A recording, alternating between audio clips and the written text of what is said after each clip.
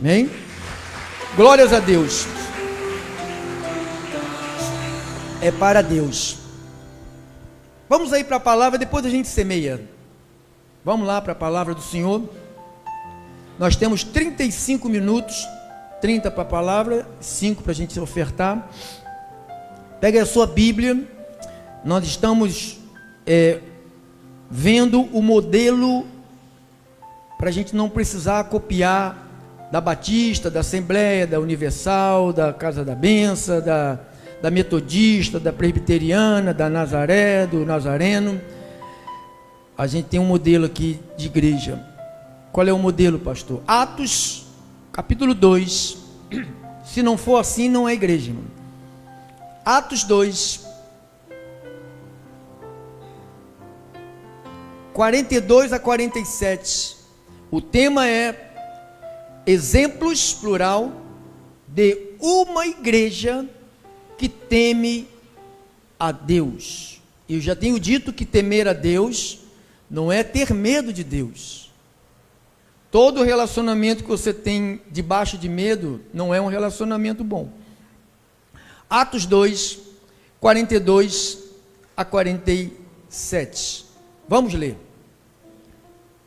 Primeira característica, primeiro exemplo da igreja verdadeira. Qualquer ministério deles que eu falei, se não tiver enquadrado nisto aqui, não é a igreja de Jesus. É a igreja do bispo, é a igreja do apóstolo, é a igreja do reverendo, não é de Jesus. A igreja de Jesus, como viviam os convertidos? 42 o versículo. Havia nele uma coisa chamada perseverança. Diga, perseverança. E perseveravam, e havia outra coisa, eles perseveravam em alguma coisa, eles chamam de quê? Doutrina. Eles não perseveravam na campanha da casa própria, eles não perseveravam na corrente da libertação, eles não perseveravam, sabe, na regressão. Olha, vamos para o encontro, para a gente regredir, largar esse karma. Não. Eles perseveravam num tipo de ensinamento que eles chamam de doutrina. Mas não era a doutrina de qualquer um. Era a doutrina de quem? A doutrina dos apóstolos. Então eles perseveravam numa doutrina que tinha como cabeça os apóstolos. E eles perseveravam também em viver como? Como? Comunhão é difícil, irmão. 2 pessoas, um casal, já é um problema. Imagine 3, 4, 5, 10, 50, 60, 80, 100, 1000 pessoas vivendo juntos. 2 já é difícil. Então diz que havia comunhão, havia partir de pão e havia orações. Então, o que nós vemos aqui?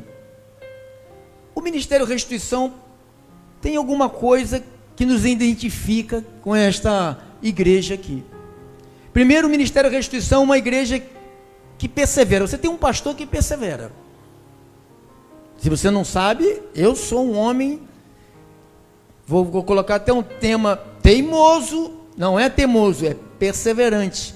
Porque teimosia não é perseverar, não é perseverança, teimosia é diferente. O que o teimoso, ele teima nas coisas erradas, o perseverante persevera nas coisas boas. Então, o Ministério Restituição é uma igreja que tem perseverantes, que persevera. O Ministério Restituição é um ministério que tem doutrina. Não é doutrina do cabelo, não é doutrina mulher senta do lado direito, homem senta do lado esquerdo. Não é doutrina de lavar pé. Não é doutrina que o diácono não pode ter bigode. Você sabe que tem uma igreja chamada Deus é Pavor? Não, Deus é Pavor não, como é? Deus é Amor. Que ele tem essa doutrina que o diácono não pode ter bigode, o presbítero pode andar de bicicleta, mas o diácono não pode, o membro nem pode sentar numa bicicleta. Então tem outros que tem a doutrina que não pode trabalhar no sábado.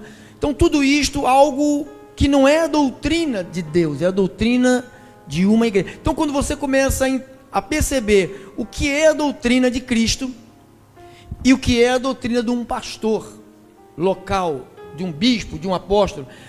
Infelizmente, digo com muita tristeza no meu coração, 90% das igrejas que existem hoje, a doutrina dos apóstolos não estão nessas igrejas.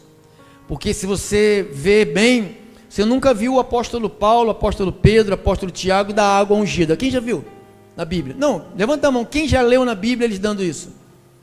Mas o que você vê mais nas igrejas? Isto. Aonde você já viu os apóstolos dando arquinha na Bíblia? Nunca você viu. Dando lencinho, dando fitinha, dando esses apetrechos, essas bruxarias, né? São bruxarias, são pedaços de coisas, como dá o espiritismo, quando dá o catolicismo, dá uma fitinha, dá não sei o quê. Então eles fazem a mesma coisa. Por que a igreja repete isso? Porque a maioria da igreja que é formada, a igreja evangélica, cristã, a maioria, 90% veio do catolicismo, veio do espiritismo. O que tem lá no catolicismo? Tem peças, é imagem, é terço, é crucifixo, sabe, é novena. Então tem coisinhas, a água, Júlio Lozaga, quem lembra dela? Júlio Lozaga, né, botava água no... Então, da onde veio essas orações de água? É dali ou da igreja mãe, a mãe de todos os desviados? Que o Apocalipse 17 fala, a grande Babilônia, né? A mãe das prostitutas. Não estou eu que estou dizendo, não. Apocalipse 17 fala que ela é a mãe das prostitutas. Então, todas as igrejas que não têm a doutrina são igrejas prostitutas, que não têm envolvimento com o Cristo vivo, mas têm envolvimento com outra coisa. E nós pertencemos a Cristo, irmão. Por isso que seguimos a doutrina. Então vamos lá. E perseveravam na doutrina dos apóstolos, na comunhão, no partir do pão e nas orações. Cada cristão, ou de cada alma, cada crente lá, havia no coração de cada crente, o que havia? Respeito por Deus. Quando Deus fala uma coisa, Deus não pede, Deus manda, Deus exige, Deus determina, Deus manda. Irmão, Deus é o teu Senhor? Só duas pessoas, vou repetir, a ver no escutor, né? Ele é o teu Senhor? Então siga Ele. Então faça o que Ele manda você fazer. E o que Ele manda eu fazer, pastor? Está aqui. Havia, e o que acontecia no meio da igreja? Muitos prodígios e sinais eram feitos. Então os prodígios e os sinais não eram feitos porque as pessoas viviam de jejum, não era feito porque as pessoas viviam no monte, a noite toda o marido larga a esposa, vai para o monte, a mulher larga a esposa, vai para o monte, e o marido fica sozinho dentro de casa. Por isso que ele arruma amante. Ele fica em casa sozinho todas as noites, ela vai para o monte, aí quando ela voltar, ela vai arrumar um monte de problema para ela. Então diz que em cada alma havia temor. Então o respeito por Deus, o respeito pela palavra. E o que acontecia na igreja? Muitos prodígios, ou seja, quando uma igreja que tem temor, quando nós oramos, sabe o que acontece? Deus responde. Quantos pedidos de oração já foi respondido? Você que já tem sempre botado pedido, teve resposta de pedidos aí? Alguém teve resposta que nós oramos aqui, aconteceu? Por quê? Aos prodígios, porque a igreja tem o quê? Temor. Quando uma igreja tem temor a Deus, os prodígios e os sinais acontecem. Os sinais dos prodígios não aconteciam porque os apóstolos viviam no meio do mato, orando, gritando, buscando. Alguém me perguntou, pastor, eu posso ir no monte? Eu falei, pode. Quem acha que a pessoa pode ir no monte orar? Quem acha que pode? Faz assim com a mão assim. Quem acha que não pode? Eu vou te dizer que pode. Eu não te digo, o problema não está no monte. O problema não está no monte. Por exemplo, a minha irmã, ela mora no monte, ou seja, chama-se morro. Ela mora no monte. Então ela nunca pode orar lá em cima, porque ela mora no monte. Se não pode orar no monte, ela não pode orar lá. Ela tem que descer. Então ela mora no monte. O problema não é orar. O problema, aí eu perguntei, o que você vai fazer lá? Nós vamos buscar poder. Aí eu pego a Bíblia aqui, Atos 1:8, o que diz? Mas recebereis poder ao descer sobre vós do Espírito Santo. Então, ele já desceu sobre você? Já. Tu tem o quê? Poder? Então não precisa ir lá. Não, pastor, eu vou no monte para buscar a presença de Deus. Você recebeu o Espírito Santo, você tem a presença de Deus na sua vida. Pastor, eu vou no monte para buscar a cura. Jesus morreu para você ser curado. Eu vou no monte, eu não sei para que eu vou no monte. Entendeu? Aí a pessoa não fica sem palavras para ir no monte, porque isto não é a doutrina de Cristo, é a doutrina da igreja, do homem que criou isto como para distração. Isso é um tipo de distração. Enquanto você está no monte, eu nunca vi ninguém fazer pregação no monte. Sabe o que eu vejo no monte? Porque eu já fui muitas vezes em monte. Eu vejo um monte de profeta do diabo profetizando um para o outro, mentindo um para o outro, enganando e sendo enganado pelo outro, prometendo coisas que Deus nunca prometeu. Tudo que Deus prometeu, você sabe onde está? Está aqui na Bíblia. Não, eis que te digo, servo meu, eu vou trazer de volta. Quem? Ninguém foi embora. Entendeu? Então ficam com essas baboseiras que não são doutrina de Cristo e ficam atrás de prodígios e sinais que não vêm por isso. Os prodígios e sinais vêm quando há temor a Deus. O que é ter temor a Deus? É ter respeito. A palavra de Deus diz assim: nunca te deixarei, nunca te abandonarei. Ele está dizendo que ele nunca vai me deixar. Então como é que eu posso dizer que o Senhor me abandonou? Se eu digo que o Senhor me abandonou, eu estou deixando de temer a Deus, eu estou deixando de respeitar a Deus, que a palavra dele diz que ele nunca me deixaria. Quem sabe disso? Ele nunca nos deixaria, diga assim, nunca me deixaria. Daniel foi jogado na cova dos leões, parecia que Deus tinha deixado Daniel lá. Sadraque e Mesaque foi lançado na cova de quem? Na fornalha. Na fornalha, parecia que Deus tinha abandonado eles. Paulo e Silas estavam presos, parecia que Deus tinha abandonado eles. Parecia. Deus livra Daniel, Deus livra Sadraque, Deus livra Paulo, Deus livra Pedro, Deus livra você também. Amém?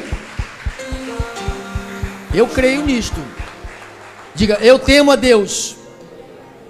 Não é ter medo de Deus. Diga assim, eu temo a Deus. Diga, eu respeito a palavra de Deus. Então eu não posso ir no monte para buscar, vou buscar uma unção. Vamos buscar uma unção. A Bíblia diz, vós possuís a unção que vem do santo. Você já tem a unção. Diga, eu já tenho a unção. Eu tenho que deixar essa unção trabalhar em mim. Muita gente não deixa, não permite que a unção de Deus trabalhe.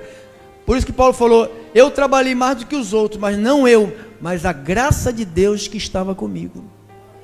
Então vamos lá. Em cada alma havia temor e muitos prodígios e sinais eram feitos pelo intermédio dos apóstolos. Todos os que creram, olha a característica de uma igreja original. Ela tem prazer de estar como? Vamos, igreja. A igreja original tem prazer de estar como? Então quando você perceber um crente, amanhã é dia de culto, não vou não, estou com preguiça, estou cansado, trabalhei muito. Você sabe por que você trabalhou muito? Sabe por quê? Porque Deus te deu vida. Será que Ele não merece 1h30 de um dia na semana, 2 dias na semana? Deu. Ele te dá 24 horas para você deitar e enrolar com a vida, e Ele te pede um pouquinho só para você louvar o nome dEle, para você ouvir os decretos dEle, os ensinamentos dEle, mas você não tem tempo porque você está atrás de dinheiro. Eu vou lhe falar uma coisa com sinceridade. Eu já trabalhei igual um cavalo, velho. Nunca tive dinheiro. E até hoje eu não tenho. Mas eu não preciso de ter muito dinheiro. Eu preciso de ter as minhas necessidades supridas, somente. Você não precisa de muito dinheiro. Você precisa, aquilo que Ele te prometeu, suprir cada uma das tuas necessidades. Então, se você trabalhar para o suprimento e não abandonar Deus por causa do trabalho, porque às vezes eu fico até triste com pessoas que se ausentam daqui por causa do trabalho, porque querem ganhar mais. Eu fui um homem que sempre trabalhei para mim, e por trabalhar para mim, eu tinha uma facilidade de fazer o meu horário. Falava: Deus, o Senhor sabe que eu preciso de vender. Quem sabe o que é camelô? Camelô, foi eu, 15 anos, camelô, carregava bolsa, pegava trem, não tinha carro, não tinha Uber, não tinha nada, era trem, era ônibus, 2 sacolão para a rua. Aí, chegava a hora de fechar, eu chegava lá 7 da manhã, saía de lá 7 da noite, segunda, quinta, sexta e sábado. Quarta-feira, dia de culto, 2 horas da tarde eu falava: vou trabalhar até as 2 da tarde. E eu pensava: meu Deus, vai me faltar. Ele falou assim: se você acreditar, não vai faltar. O que você trabalhar de 7 até as 2, você vai ganhar. Se você acreditar, dos 7 às 2, você vai ganhar mais do que você trabalhasse até as 7 da noite. Irmãos, eu vou lhe dizer, a minha esposa está aqui. Nunca voltei para minha casa falando: oh, não consegui, oh, não deu, oh, porque eu saí cedo, oh, porque eu deixei de fazer o trabalho. Oh, nós temos um casal aqui que começou a ganhar dinheiro por causa de trabalhar, sumiu da igreja. Falou: pastor, eu não tenho mais tempo, porque o meu salão está com muito cliente, tal, domingo, feriado, tal. O Satanás envia também, irmãos, para te tirar daqui.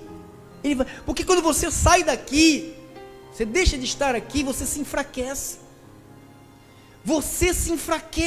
Você almoça, você janta, você toma café, você fica forte, você tem força para caminhar. Fica 2, 3 dias sem comer, você não consegue se levantar, está fraco, suas pernas ficam bamba.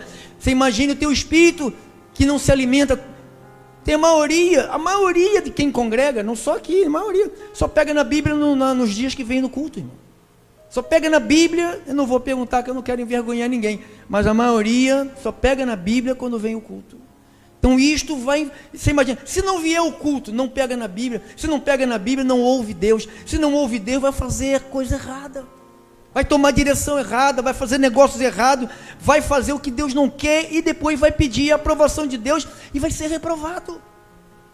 Deixa Deus te guiar, acredite nele. Ele vai suprir as tuas necessidades. Não sou eu que estou dizendo, é Ele quem diz para você. É Deus quem está dizendo. Eu passei por isso. Eu passo por isso, irmão. Então, uma igreja deixa de estar junto. Ah, eu não vou porque de noite, você sabe, de noite tem o quê? Bicho-papão, você já é bem velhinho para ter medo de bicho-papão, né? Ah, de noite tem ladrão. De dia também tem ladrão. Ah, de noite, não, fala logo que você quer ficar vendo a novela, quer ficar conversando com aquela outra irmã fofoqueira, né? Quer ficar no Facebook, falando besteira, no WhatsApp, conversando, ou vendo o jogo. Você sabe que pessoas param de ver o culto por causa de jogo, irmão. Meu Deus do céu, por causa de futebol, por causa de qualquer coisa. Isto tudo é uma igreja que não quer estar. Se eu não quero estar junto, eu não posso ver os sinais de quem quer estar junto. Quando você está junto, amado, você está tanto se fortalecendo, como fortalecendo o irmão. Você não sabe como é importante o irmão te ver, te apertar a sua mão, te dar um abraço. Talvez você nunca percebeu isso, o que você está passando nesse aperto de mão e esse abraço. Mas é algo maravilhoso o outro que recebe. Quem sabe disso, irmão? Ah, fulano não está aqui, puxa, meu Deus, puxa. Fica triste não ver fulano, não ver o Beltrano, porque desiste de estar junto. Não, o senhor sabe, irmão, eu sei de tudo. Eu só não concordo, mas não posso fazer nada, que eu não posso guiar a vida dos outros. Quem pode guiar a sua vida é Jesus. E garanto que Ele está te dizendo para fazer isso aqui. Todos que creram estavam como? Tinham tudo em comum, vendiam suas propriedades, bens, distribuindo produto entre os pobres. Isto aqui, eu nem exijo. O pastor do século 21 nem pode exigir isso aqui.